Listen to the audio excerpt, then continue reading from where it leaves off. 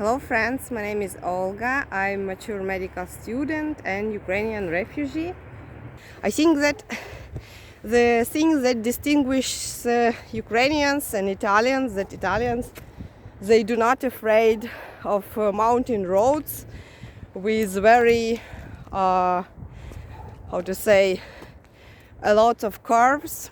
For Ukrainians it's very scary, but they just on the bicycles on the full speed, and someone was here. Oh my god.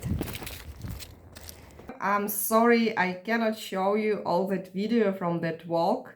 I made a lot and I told there about my life, about what I'm doing now, about where I'm living and everything like that. But then when I took that video material and brought home, I understood that I cannot show everything of that in the open access because I will feel vulnerable and it will be the question of my safety. So I decided just to left this story for better times.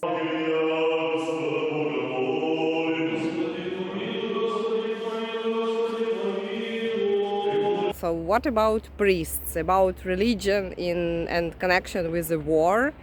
It is very, very, very strange, but really religion and Russian priests, they support war, and Russian Federation, they use the church for being some kind of column of their propaganda. Русские – это просто орудие Божие. Какое государство стало Украину формировать? Оно стало формировать государство, в основу идеологии которого положена была ненависть к России. Как там размещались военные лаборатории, биологические лаборатории. Про это тоже сейчас стало известно. И куда захотела Украина, православная Украина? Куда она захотела? Она захотела в Евросоюз. Причем захотела в Евросоюз маниакально.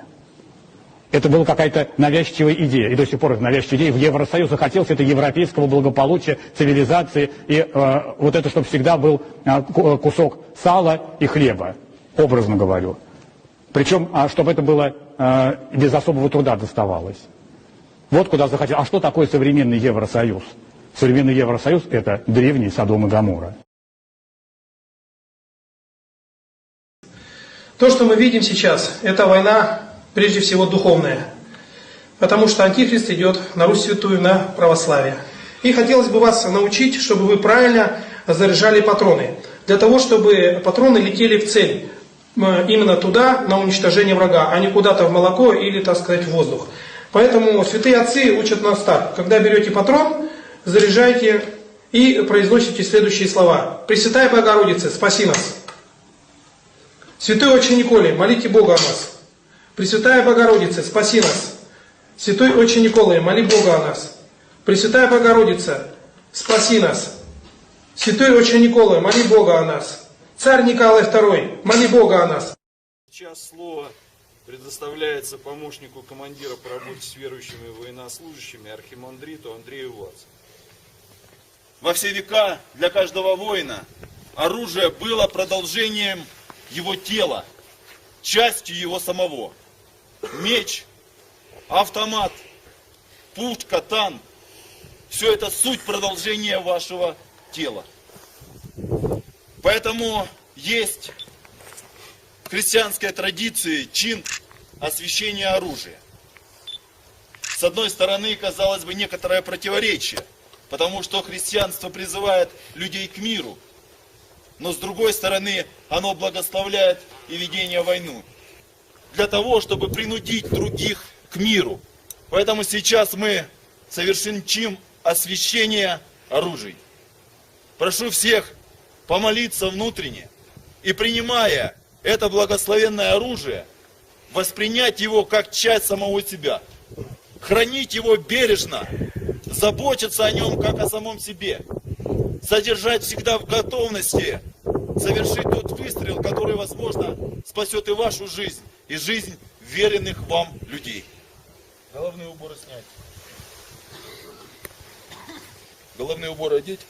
Благословляется и освящается оружие сие, окроплением воды священной. Благодатью Пресвятаго Духа во имя Отца и Сына. Святаго Духа.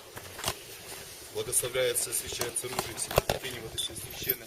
Благодатью Пресвятаго Духа во имя Отца и Сына.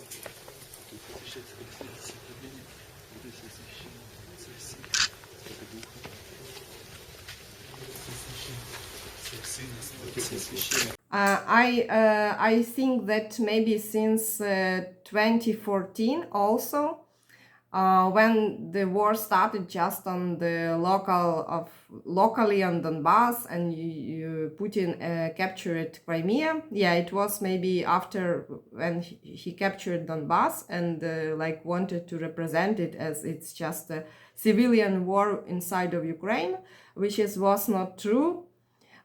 He in that times made such a very famous now and widespread expression. If we need more soldiers, our Russian women, they will born more. So don't worry about new soldiers. Don't worry about sons, because our women will born more. And after this expression was quite famous, and I want to show you one interview on the religious Russian channel when the priest on the name Mikhail Vasiliev.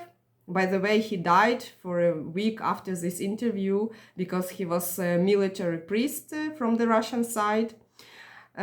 So he ensures the lady that actually the really Russian women should born more, should not use contraceptives. And when, for example, a woman will have not 1 but 10 children, she will not be very sorry about the death of some of them. So let's watch this video. Знакомая моей семьи продала практически все, что у нее есть, и отправила своего ребенка на Канарские острова, потому что она очень за него переживает, за своего ребенка. И объяснить ей вот это все не представлялось возможным, потому что она говорит: это все, что у меня есть. Я готова отдать все, лишь бы мой ребенок был там, вдали от этой непонятной для меня ситуации. Вот вы, матерей, ведь понимаете их сердце в этот момент? Ну, я понимаю прекрасно, что каждой даме от природы Господь в большинстве случаев попустил родить множество деток. Если дама, исполняя эту заповедь Божию, плодитесь и размножайтесь, отказалась от, соответственно, искусственных средств прерывания беременности в самом широком спектре, то, очевидно, ребеночек у нее будет не один, а больше, в большинстве случаев. А значит, ей не так больно и страшно будет, соответственно, с ним расставаться, пусть даже на время. Russians with their like combat priests, they actually shooting the church, they destroy them on the east of Ukraine. By the way, in the east of Ukraine, we have the Moscow church, because in Ukraine actually 3 different Orthodox church, one of them like maybe half of Orthodox, half of Catholic. On the west of Ukraine, it's not numerous like Greek or Catholic church, and other is the Ukrainian eparchy church, just which is Ukrainian, and another like Moscow eparchy. And this church, they are like a property of Moscow, and a lot of them still on the territory of Ukraine. And this priest on the territory of Ukraine, they using this, and actually they involved in Russian propaganda. А на кладовиську є? Нема. Казав покойний отець-секретар наш, на кладовиську всі лежать і ніхто не свариться. Це живі сваряться, бо сатана сіла. А там ніхто не свариться, всі лежать. То не можна ділити сьогодні ні живих, ні мертвих. І те, що зробило СБУ, отця Анатолія, те, що зробили ті люди, то смертний гріх, який ляже на їхні роди. А потім Ми будемо казати, що ми такі нещасні. А що будуть страдати дітки? Все політичне спливе, а ви повинні остатися чесними перед Богом.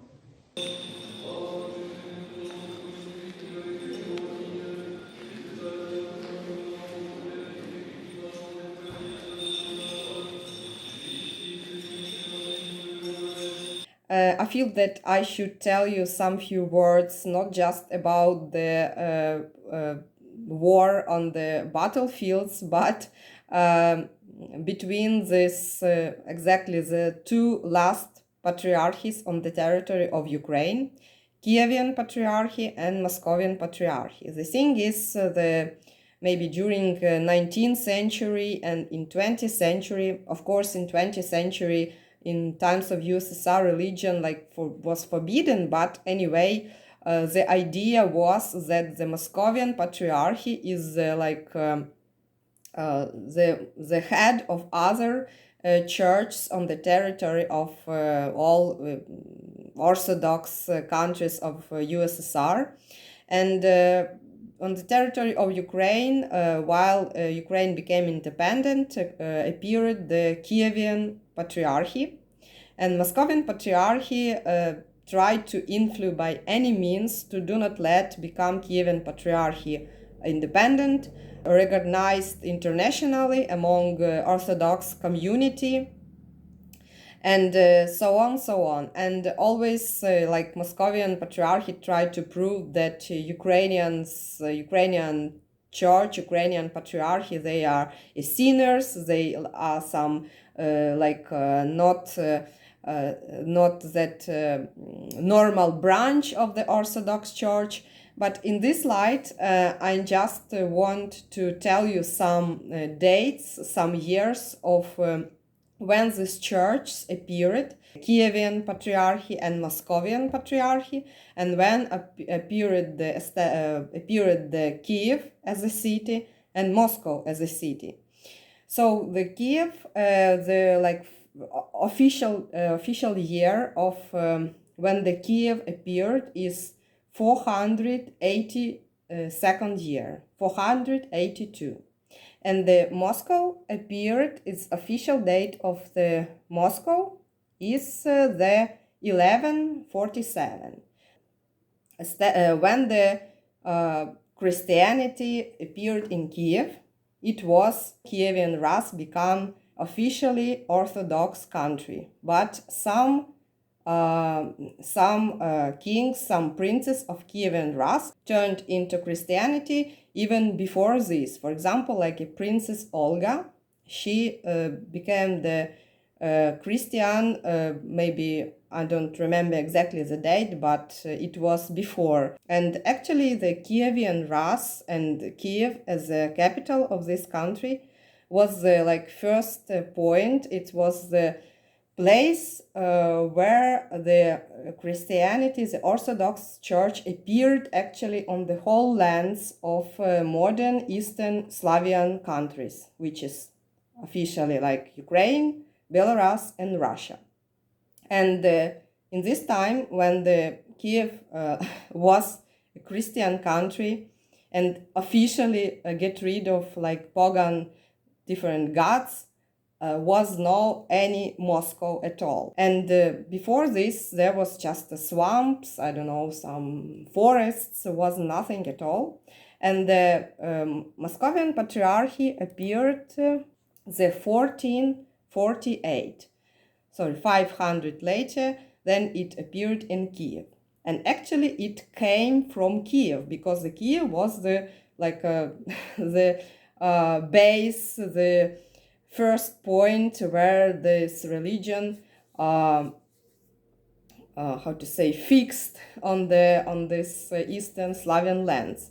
So definitely all Christianity, Kievan priests, Kievan inks, Kievan writers, they brought the books, they brought the first holy word, they taught the locals Christianity.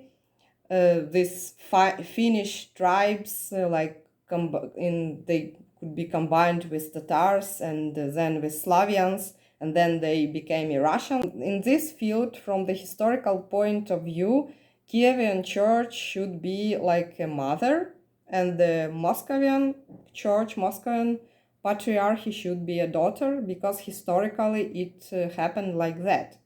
But okay, closer to 20th century, Russia became the empire for a while. Moscow Patriarchy became like more strong, more confident, more respected, and captured the control under Kievan Patriarchy, on the Kievan Church. Anyway, the Russians and their Moscow Patriarchy, they still on the lands of Ukraine, they still there have a church, they still have people who attend this church, because on the territory of Lavra there is like holy things, like it's very respected by people who are religious places, and they just go. For example, they don't pay, sometimes they don't, some of people, they just go to Lavra, to Kievo-Pечерska Lavra, because there is a caves with the holy, like these bodies mummificated of some holy inks, and they want to pray there because it is respected place. But in general, I think that the patriotic part of Ukraine, they do not attend this church, the complexes. And of course, now when the Putin and these priests, they just take a part in the war, I think that it's not right that Moscovian Patriarchy, they are on the Ukrainian lands. This talk with you, this conversation was very, I think, deep, maybe even deeper than I expected. Thank you for watching. See you in the next video. Please write me in the comments if you want. See you. Bye.